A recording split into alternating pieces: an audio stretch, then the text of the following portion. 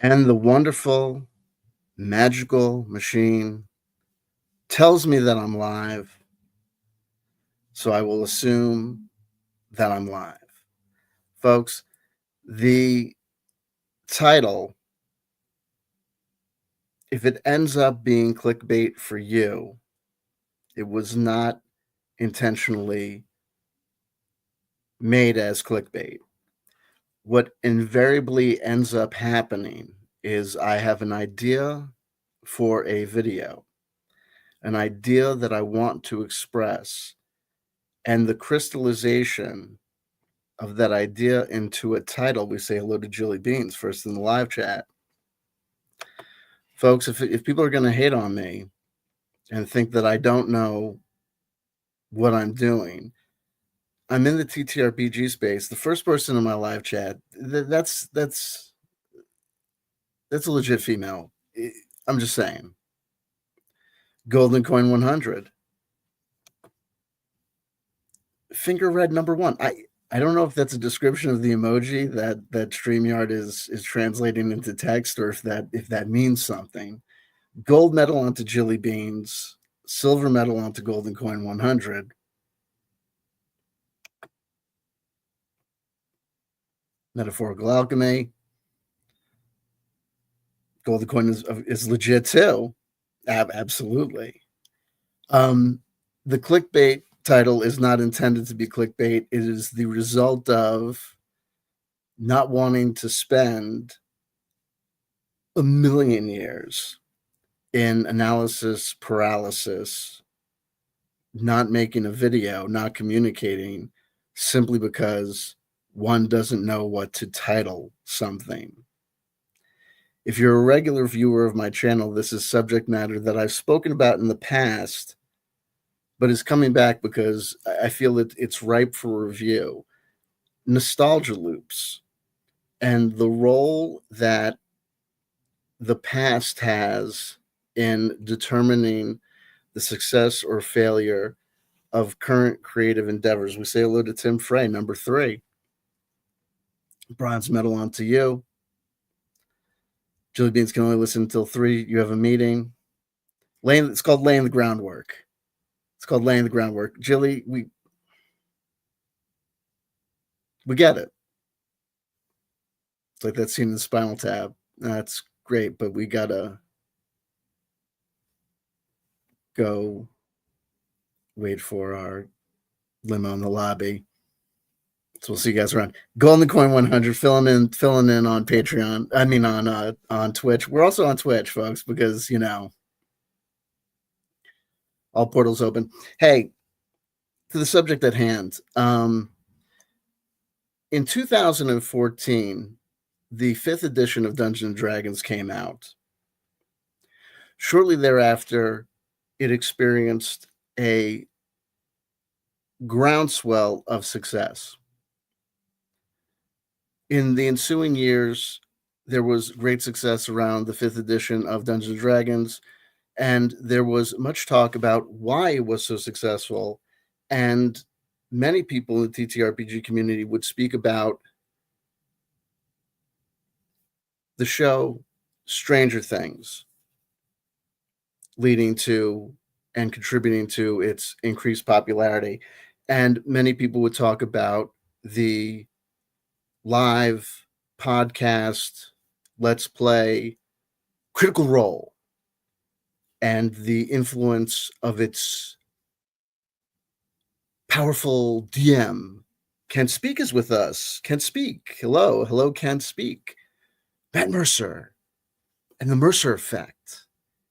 And people would talk about this. And when I came back into the TTRPG scene and started speaking on YouTube about TTRPGs, having been on YouTube since 2000, whatever, I said, this is fallacious. People are incorrect in talking about the influence that Mr. Mercer and Critical Role and Stranger Things, the success of, and my argument was the following. I have very strong feelings about the influence of what's known as what I call the nostalgia loops. And I'm not alone. Many other people have talked about the influence of nostalgia loops on culture. I believe my argument is this, is that since as late as 1995 to 1997, and possibly as early as 1975, 77, human society globally ceased to become a novelty producing culture universally and became a solely nostalgia driven culture, meaning that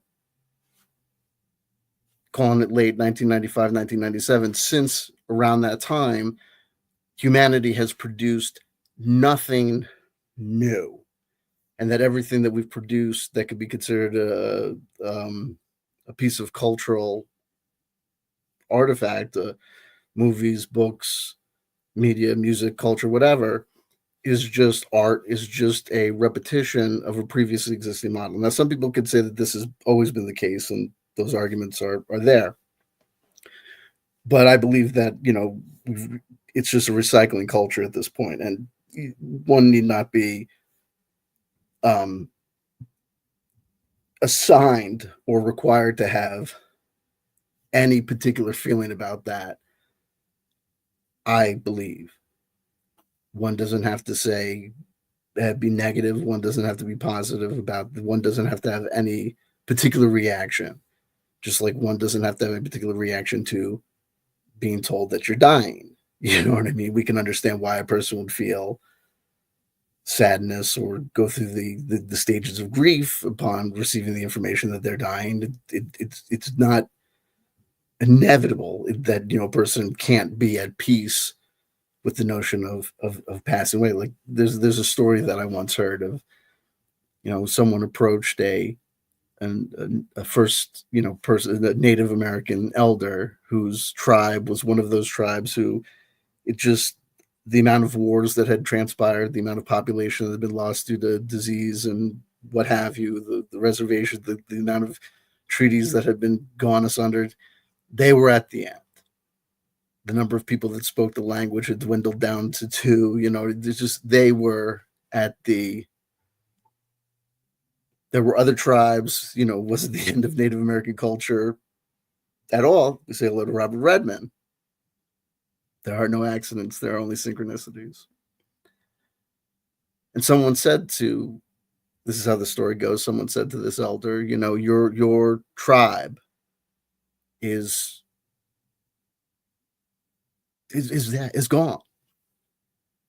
In this generation, with the passing of you and your brother or whoever, your people will be no more. This must be heartbreak. This must be, how can you feel? How do you feel? And they replied that they were okay and fine with this, and essentially said, look, the fox, the bear, the human, the tribe comes into existence, is born, has a life, continues through space and time for a time, and then, as the result of being captured by the predator or old age or falling or accident or what have you, passes. And that's okay. Things change. At a certain point, you go to the doctor during your life. You're a little kid, you go to the pediatrician, and if everything's going normally and okay, they're checking you off on the wall, see if you're growing, everything's fine, it's all good news, and hope things are going okay. And get a little sick, they give you a little something, but as you get older, at a certain point, they might turn to you and say, hey, this because of this test, you got to do another test, and they may turn to you and say, because of test number 2, nothing to worry about, but I want you to meet some friends of mine. You're going to like them. Really cool guys. Nothing to worry about. And, and they might tell you hey, eventually, hey, someone might tell you to get your affairs in order, or someone or just might. Yeah. So if you see something, say my predictions regarding the death of TTRPGs, and you get activated, you get upset, there's no reason to.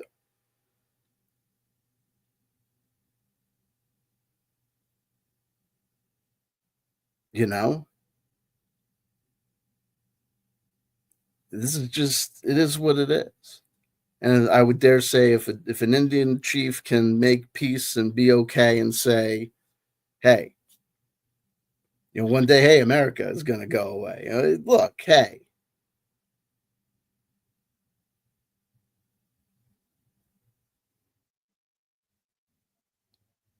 you can practice getting ready for your own demise by accepting the fact that video killed the radio star. Okay. It's going to be okay. But, you can deal with things. Nostalgia loops. What I said about the success of these things, Critical Role, Stranger Things, and D&D, is don't make the mistake of believing the hype that D&D 5th edition was successful because of Stranger Things or because of Critical Role. All these things were successful because of they happened a certain amount of time after the most successful period of time for something that was new and exciting in gaming culture. And that was the initial big mainstream explosion of success and interest in tabletop role playing games, which I think is about 84 to 87. Yes, there were a ton of people that started, it came out in 74, but it came out was only a little niche of people. And then, yeah, there were people playing a whole bunch of units that were sold in 81 and 82. But it was, if you think about it, it was 84 to 87 was when the first people started to be really exposed, where there was mainstream recognition, movies being made, articles being written and things on, those news magazine shows. And 5th edition of Dungeons and Dragons came out in 2014. Started really picking up in 2015.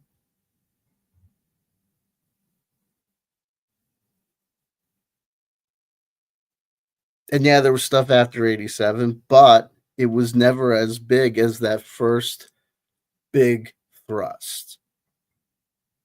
And if you look at successes in the TTRPG space, you'll see that they line up on these, and I'll go through them for you. These big nostalgia loops that are just kind of the result of a lot of it's the result of societal programming, and a little bit of it is physiology and biology, but a lot of it is just the societal thing about anniversaries and reissuing things, and it, the zeros and the fives,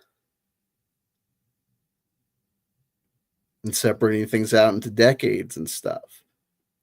But 84 to 94 to 2004, 2004.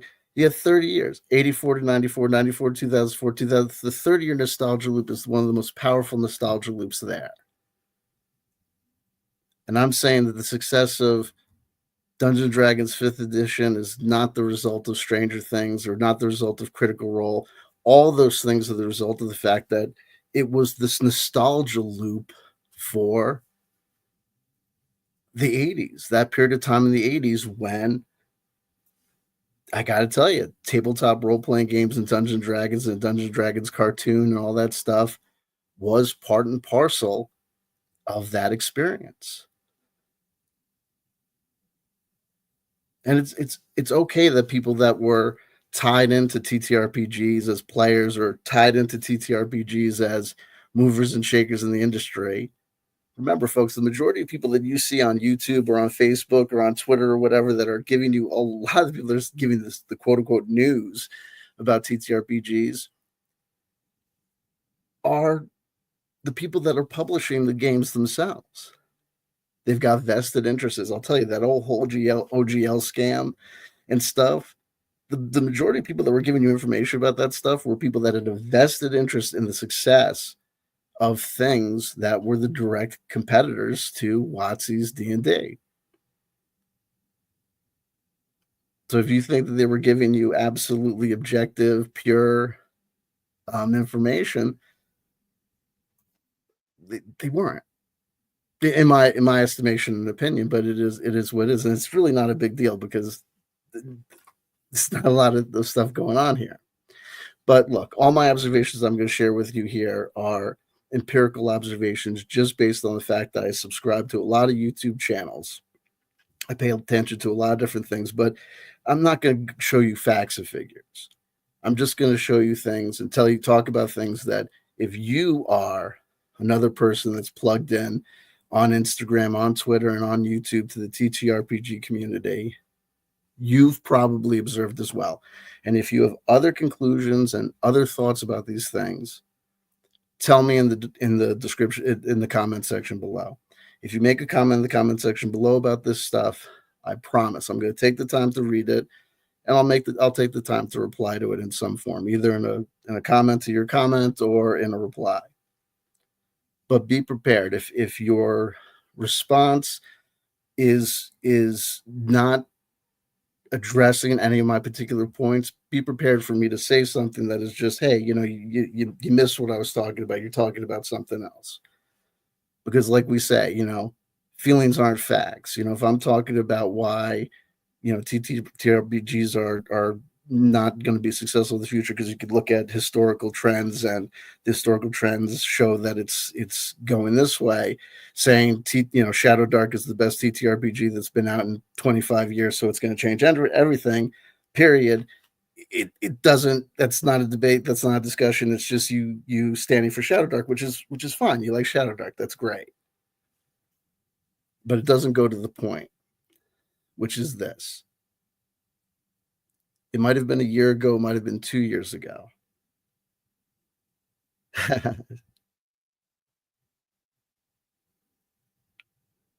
I started saying this very point that I was making, that the success of these products, Stranger Things, Rick and Morty, and the tie-ins with D&D did not contribute to the success of 5th edition D&D.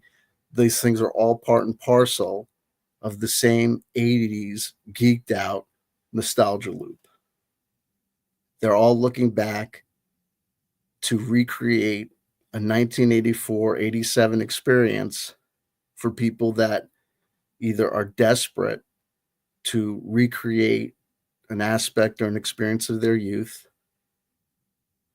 or people that, without a living in a 2000s that doesn't have a specific cultural identity of itself, because it's completely a culture of nostalgia and rewind and repeat with no definable characteristics of its own, right?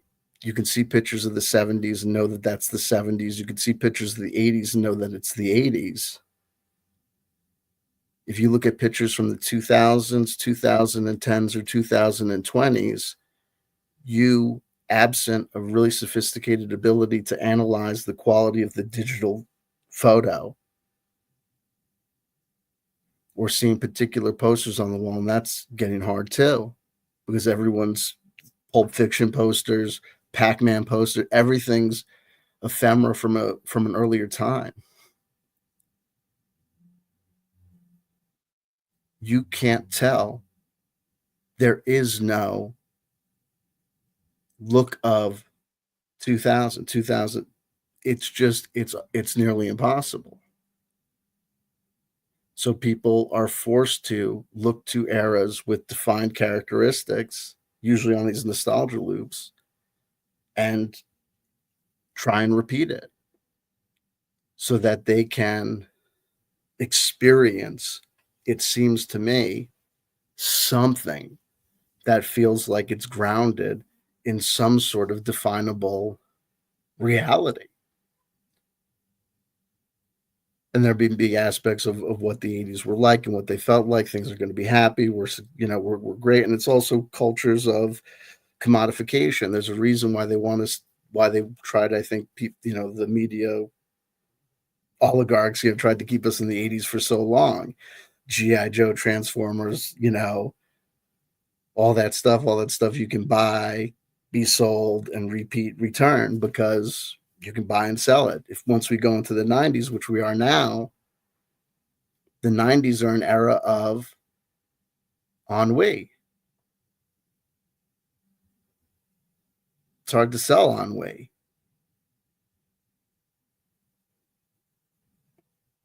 There's not a ton of Nirvana t-shirts, right? It's not feel good, let's buy some stuff music. And for TTRPGs, once we pass out of the 80s and into the 90s, we're entering the phase of, well, I'm not saying that people weren't playing TTRPGs in the 90s. They were. Folks, hair metal didn't disappear in 1993, right? There were people that stayed true to their school, right? Their sales, shit the bed, but there were people that didn't sell out to the mighty flannel nation. And in 2000, 2001, when the nostalgia loop came around to celebrating the 80s, and we love the 80s on VH1, they were there like, we never sold out. We were at the state fair last year. Bang your head. What? Mental health will drive you mad. Yeah, bang your fuck Nirvana, right? Screw those guys. They're all dead. You know what I mean? So what if I'm noticing? Bringing it all back home. 10 years, the kids from the 90s look at the 80s, and the 80s, whoa, the 80s suck, man. And the people in the 80s, the 70s, oh man, bell bottoms, zodiac signs, what? The 70s, say goodbye to Jilly Beans, right? So what did I say? Everyone was Matt Mercer, Matt Mercer, Matt Mercer, Matt Mercer, Matt Mercer, Matt Mercer, Matt Mercer. Now everyone's like, Matt Mercer, fuck that guy. When was the last time anyone talked about Matt Mercer? And what's everyone saying about Critical Role? Their numbers suck. They're going down. Don't hodl anything. Nothing lasts forever. Nothing lasts forever but the moon and sky. That shit doesn't last forever, right? The sun's gonna explode one day, dude. Nothing lasts forever, dude. You know what I mean? People are like, oh, when the new season of Stranger Things drops, it's gonna be when the new season of Stranger Things drops. Here's my prediction, and I'll blow the YouTube nation if I'm wrong. The new thing of Stranger Things is gonna drop. Look for this: unsellable Funko Pops, and everybody realizing that Stranger Things is dead. When was the last time you remember a viral Rick and Morty moment?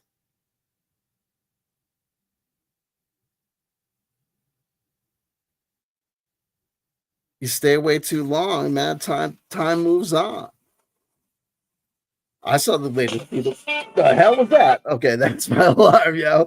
Sorry. We say hello to LW. What's up, LW? So, what I noticed on here's my keen observation why I think it ratifies my nostalgia loop theory about TTRPGs and why I think my nostalgia loop theory is correct. I said all this stuff moves to the nostalgia loop theories. And I said the success of Dungeons and Dragons 5th edition has nothing to do with Dungeons and Dragons 5th edition was some sort of amazing new paradigm shift in the rules and regulations and whatever. It doesn't matter. And people saying like, oh, acting like if there's a new TTRPG system that comes along that's better than 5th edition, then if people are waiting around for a new TTRPG to come along, that's going to be the next Dungeons Dragons, or it's going to be like that's going to be the thing that all of a sudden you're going to see kids on the street being like with a TTRPG book, like The kids have put away their cell phones. They're see you later, Apple iPad. The kids are going back to the dice. They can't get enough of CW Chanters Rock Me Amadeus TTRPG. It's never say never. Unless the power goes out, this stuff is it's ball in a cup. They still make ball in a cup. You want to chase a wagon wheel down the street with a stick, like they like in those old Quaker like paintings and stuff from like the dawn of the American culture. Go, you can do that shit. You know what I mean? See how long you get down the hill. Then tomorrow, see if you beat your time. There's things you can do. Stay physically fit outside, but what I mean? It's not going to change anything. Is the new system from Critical Role going to be in D&D Killer? When's the last time you heard anyone say that shit? So what I hear is people talk about Critical Role. Their new the viewer numbers are down. Look for that trend to continue because it's over. That's been going on for over 10 years. And the response to the new books from Dungeons and Dragons, which are just the same game, because at a certain point, folks, they stopped changing the rules of basketball.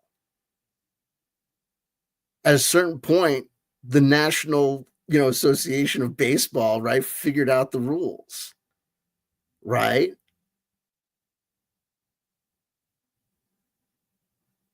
You know what I mean?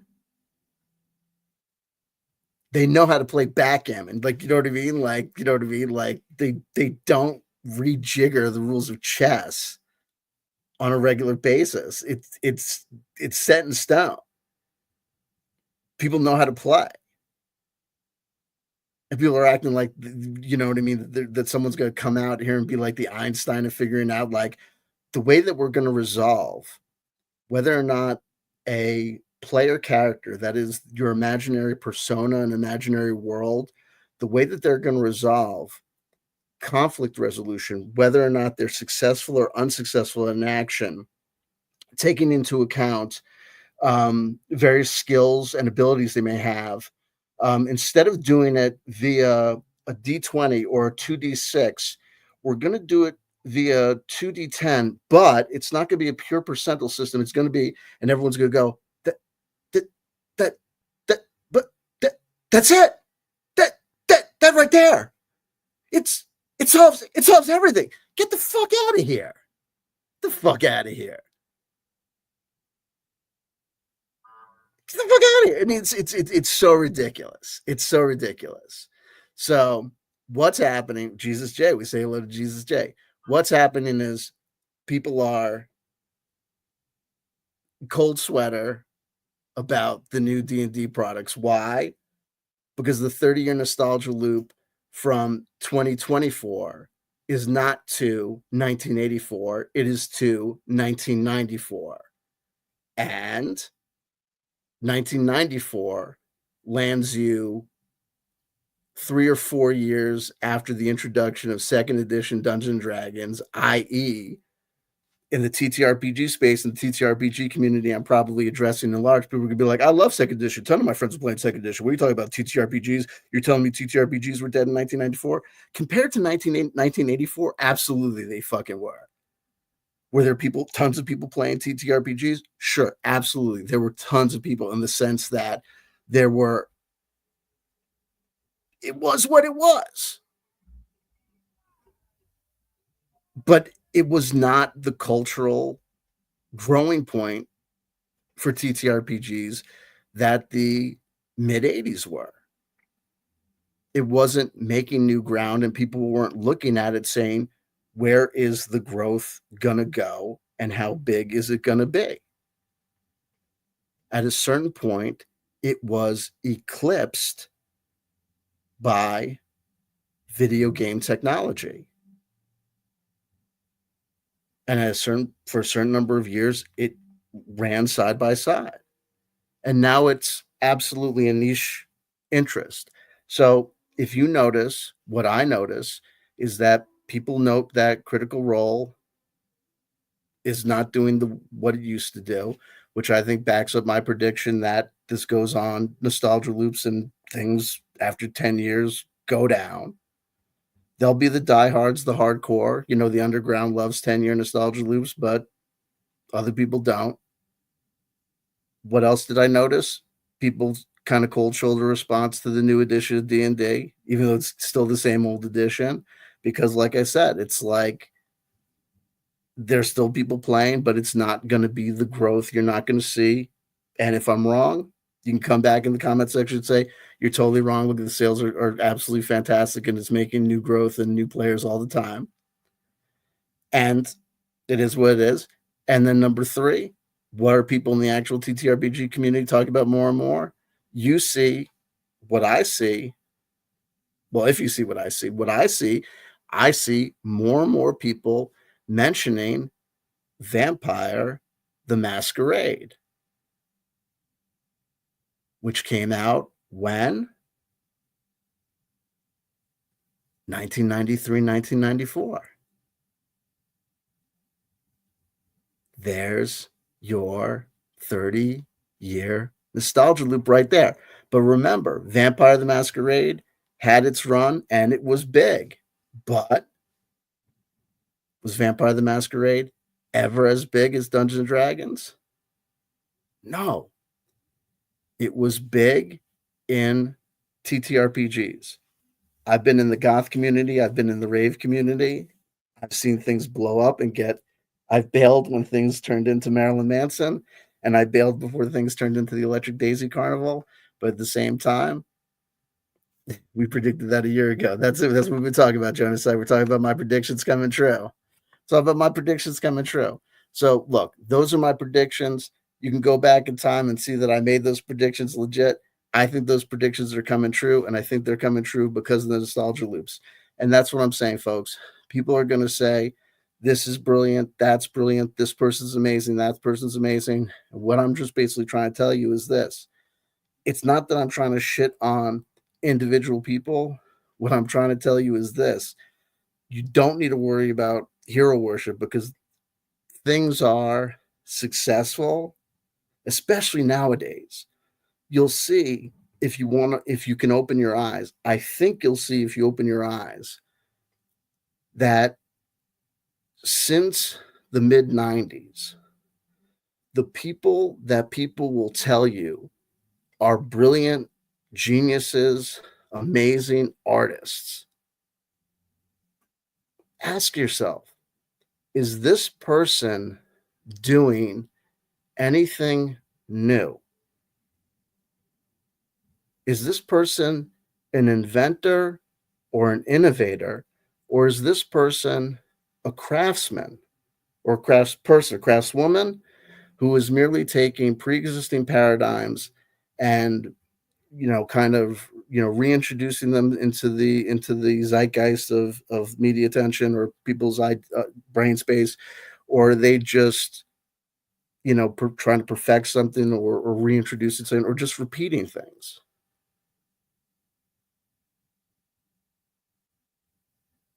Quentin Tarantino, J.J. Abrams,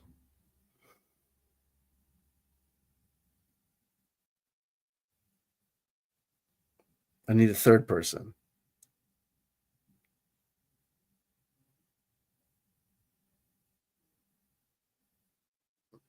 Christopher Nolan, right? For all these people, you can go back and just name, the predecessor that there's, well, with Quentin Tarantino, it's just, 1960s, 1970s schlock culture. J.J. Abrams is just a repeat of Steven Spielberg. Christopher Nolan is just, who could he be? He's just it's just kind of like Stanley Kubrick Jr., right? We have a pre-existing paradigm. Here's the pre-existing paradigm again. It really makes you think. My God, what a twist. Kevin Smith,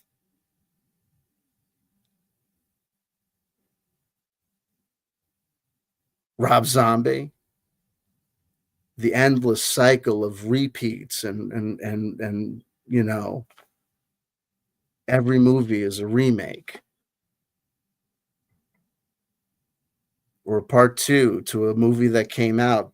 I told you, I couldn't get into my parking lot the other day because they were filming scenes for a sequel to Happy Gilmore,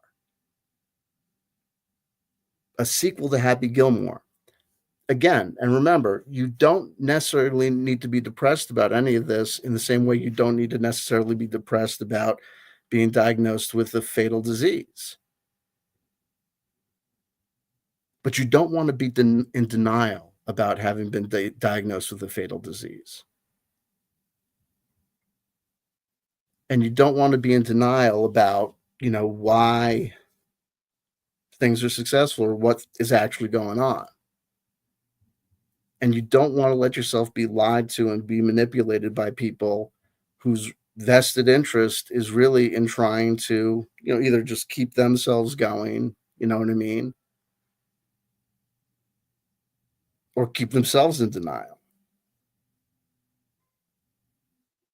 So play what you want to play and do what you want to do.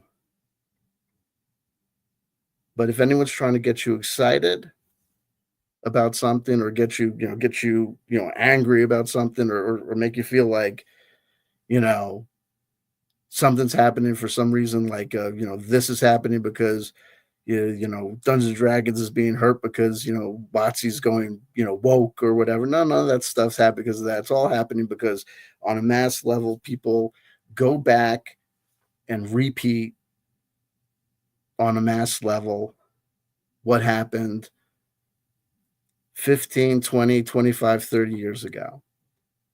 10 years ago is passe. People remember and they're sick and tired of what they've been doing for 10 years, right? People play games for 10 years and then they grow up. Now, folks, a lot of people that are listening to me, some people are lifers in the TTRPG space. I was one of these guys. I played TTRPGs as a kid, right? And then I kept on reading the books, but I put them in a certain place because I didn't want girls necessarily to see, the comic books and the toys and some of the stuff. People say like, oh, you didn't want the girls to see, so blah blah blah. I'll be like, I'll tell those guys who say things like that. You'd be like, yeah, hey, you know what? While you were out and loud and proud with your books and toys and stuff out, you know what I was doing? I was having sex. Yeah, assholes. So it was after I got divorced, like the many healthy people that come back to the TTRPG scene, that I came back when I was done being, when I was, retired and, now worthless in society's eyes. And I came back to, to start doing this stuff again and looking at this stuff. So I know that there's, people who, don't get it because, they never transitioned out of, things from their youth. But like, the reality is that a lot of people, do things for a period of time and then they quote unquote grow out of it and then, they go on to do other things. And just like that, a lot of people that would call themselves critters for a period of time, you've done that for X amount of time, and then they're gonna not do that. And they're gonna look at this, stuff that they did, they're gonna put these things away for a time, and then they're gonna some of them might come back after a while, but some of them won't. But you also have to realize this is that not everything comes back, perennially. Remember that swing music revival that happened with the Brian Setzer Orchestra like around 2000 something or whatever? Yeah, there was a swing music revival. It didn't there's still, I guarantee you, there's still swing music people out there. But at the time, there were like everyone was like, people. I knew people that opened up swing dance academies and whatever, and everyone was like swing this and what'd you do? I quit my job. What, you quit your job? I'm going to be a swing dance instructor. No shit. Yeah, well, I was in that gap. I knew some of those in one of those gap tours, and they just swing, and you know what I mean? Hey, but you know what I mean? But then, yeah, and there's still like this horror punk band. Nothing goes to zero. There are gonna be people playing TPRTGs, but it's not gonna be. It's not going anywhere bigger, right? It's all you know, downhill from here, which is fine. At a certain point, you go to the doctors to get better, right? At a certain point, you're going to the doctors to be maintained. It's called palliative care, right? And then at a certain point, you know, they take you to this place, it's called hospice, right? There's this environmental guy. It's probably, he could be, I hope he's nuts. I see you, Tom Tremore. I'm going to get to you. Um, what's his name? He's depressing. I'm blocking his name because he's depressing. But he basically says it's all over. There's nothing we could do to save the environment. You know what I mean? It's going to be, but he's been saying this he thought we were going to be done for in 2012. So you know what I mean? I'll just, it is what it is. But he was like, we're in hospice care. It's just like live with intentionality. Don't have kids because why? You know, you want them to have to fight over the last, can of cling peaches at the end of time, or have to, contemplate it, intentional suicide when, the wet bulb temperature gets so great that they're boiling in their own juices. You don't do that to anybody. He goes, just live with intentionality, be there for your fellow person as we live in global hospice. I'm like, oh my God. You know what I mean? Like, but at a certain point, so it's like, folks, it's like, don't fight with people over Watsy or and you might also want to say this, like, maybe like there's so much that shit that's out here for free. Um, maybe stop encouraging people to fool themselves into thinking that they're going to make a dollar. Not everything has to be a side. Not every hobby has to be a side hustle. I'm gonna get on a tangent here if I do this. I don't want to do this. So I'll wrap it up here. Not everything has to be a side hustle. This could be a preview of another video that'll be coming up for me. Not everything has to be a side hustle, folks. Sometimes your hobby could just be a hobby without having to financially exploit everyone that is in your also in your hobby, right? If you're doing something out of love, how about this? Why don't you just do it out for love and just put it out there? There's plenty of people who do that. You could do that too, especially when the stuff that you're putting out there. Even what I despise is that lately I see a lot of stuff that's out there. Pay what you want, pay what I want, but I'll pay you nothing because it's it's because I'll wait till I see it. And then the amount of times that I see what people want me to pay what I want for, and I'm like, this is this is this took you, I guarantee this took you 30 minutes to do, if that. And it's all repetitive information you read from somewhere else. The fact that you are want people to pay you anything for this is audacious. I would understand you telling me that you want me to pay you something for that if you're like the homeless person on the street. Like, well, I'm gonna really get off the tangent here. Watch this. Like,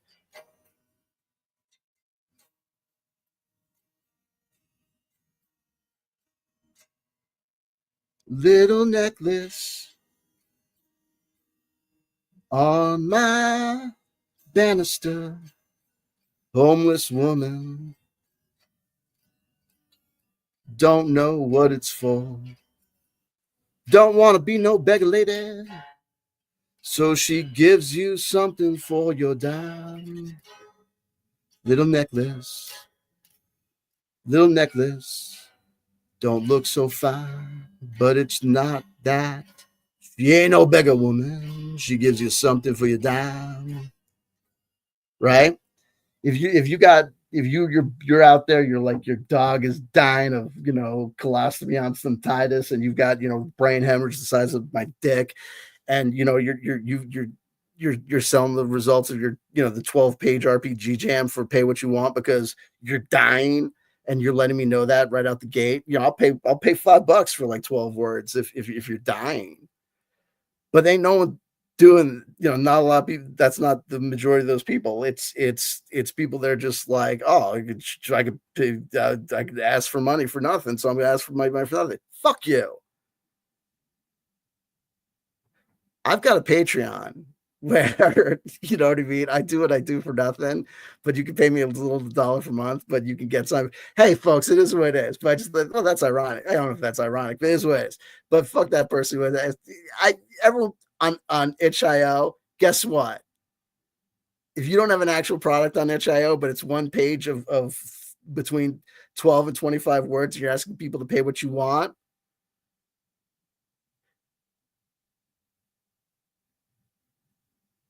you're part of the fucking problem. Do you know what I mean? You're part of the fucking problem. And by the way, and by the way,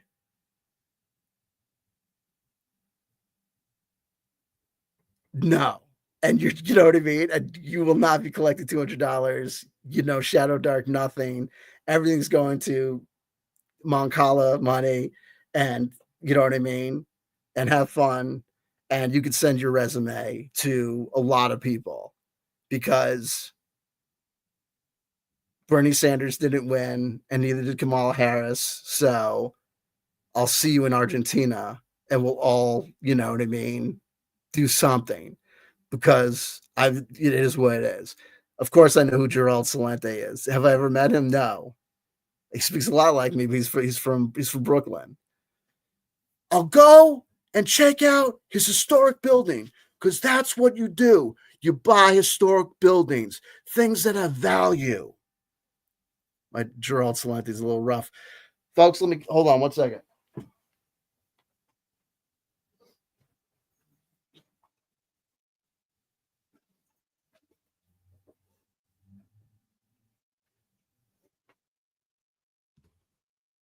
Did I say everything I wanted to say? Oh, we got shouted for Baldur's Gate 3 from Jonaside.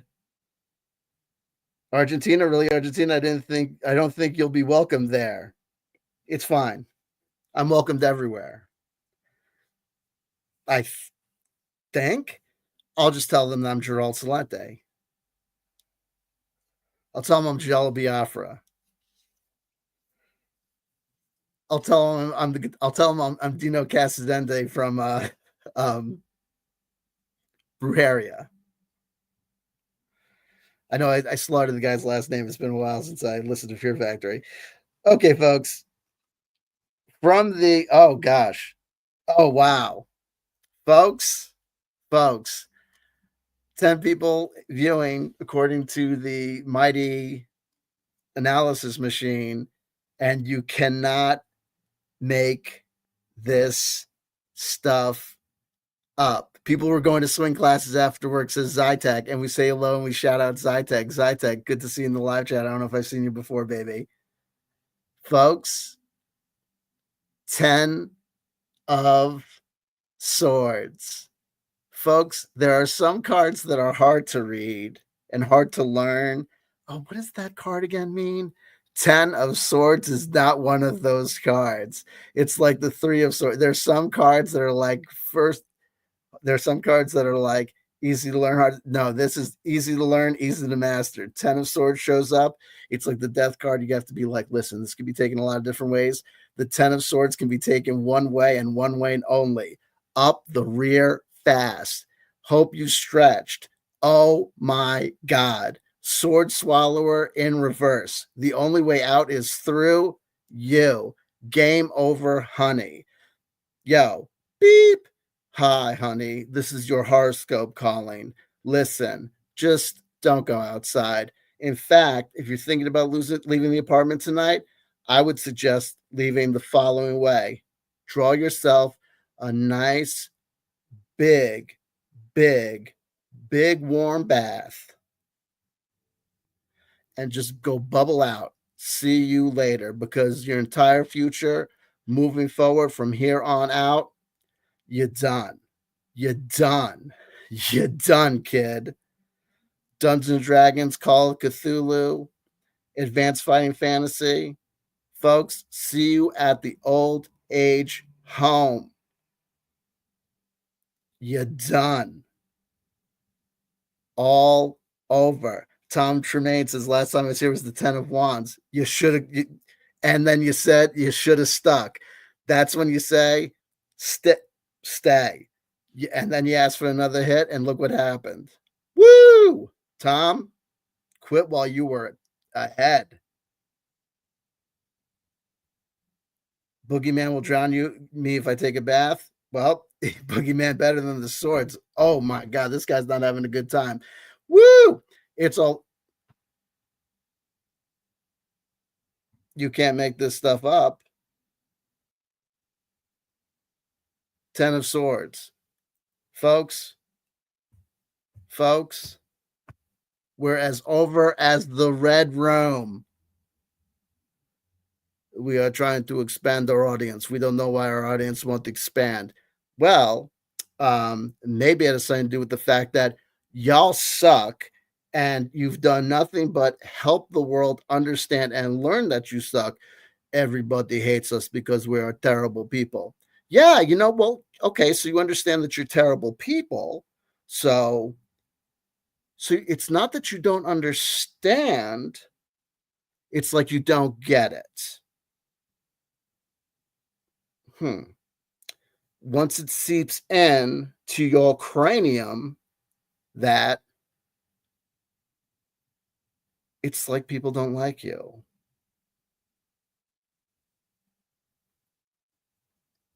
But it's okay, folks, because the OSR will tell you that people will buy the same game over and over and over and over and over and over and over and over and over again because it's such a good game. And everybody has infinite amount of capital and infinite amount of storage space, but you can just keep it on PDF. So why not buy just 10,000 of the same game and play them with nobody? Oh God. Folks, I love you. I love you. I love you. If nobody told you they loved you today, somebody just did. That's somebody's CW chanter. If you've got something to say about what I have said, don't keep it to yourself. Put it in the comments section below. If you do, I will take the time to read it. I will take the time to respond eventually in some form or another. You have my word.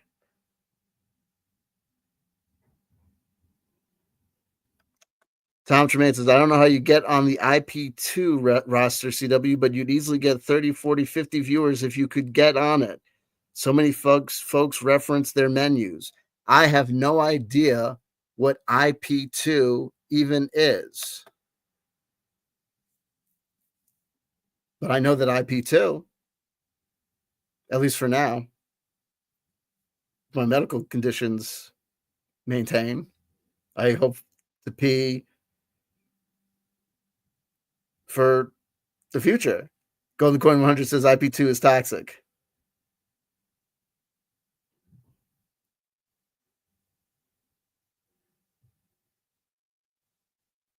Who knows? Except the Golden Coin 100, who, hey, it is what it is. Folks, we'll leave it at that. I'd like to give a shout out to my ass. I love you. I love you. I love you. If nobody told you they loved you today, somebody just did. Twice at this point, CW Chanter. We're back with a vengeance. We are staying. We are paying attention. We are getting excited. And we are never quitting.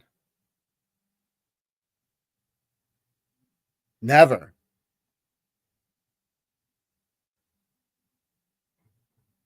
Stay tuned, folks. Coming up, we're going to have variations on the Made RPG. The Made RPG. Talk about toxic.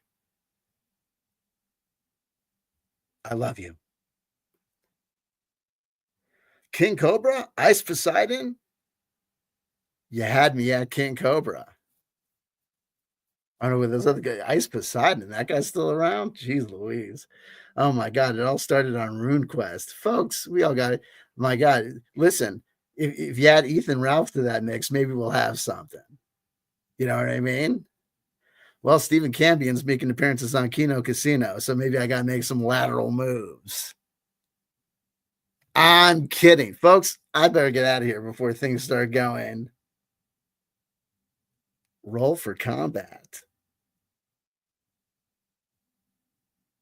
Huh? How's that for an odd reference?